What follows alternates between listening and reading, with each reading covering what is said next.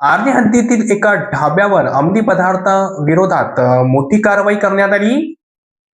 यवतमाळ जिल्ह्यात अवैध धंदे व गुंगीकारक औषध द्रव्यांच्या तस्करी विरोधात कारवाईच्या आदेशानुसार पोलीस अधीक्षक कुमार चिंता यांच्या मार्गदर्शनाखाली स्थानिक गुन्हे शाखेने मोठी कार्यवाही केली.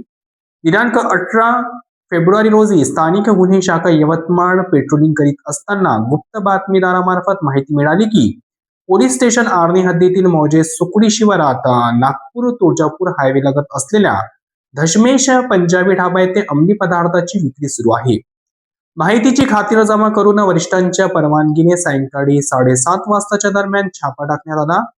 या छाप्यात सरबजीत सिंग उर्फ करण हिलोन वय 47 वर्ष व जयगीर सिंग मखार सिंग सिंधू वय 53 वर्ष या दोघांना ताब्यात घेण्यात आले. झडती दरम्यान हिरोईन चिट्टा 18.15 ग्राम किंमत अंदाजे 1,81,500 व डोडा पावडर 27 किलो 721 ग्राम किंमत 1,38,600 तसेच इतर साहित्य असा एकूण 3,35,000 रुपयाचा मुद्देमाल जप्त करण्यात आला. सदर प्रकरणी दोन्ही आरोपींविरुद्ध NDPA कायदा अंतर्गत कलम 8 क 15 ब 21 ब अन्वये पोलीस स्टेशन आर्णी येथे गुन्हा नोंदवून पुढील तपास सुरू आहे.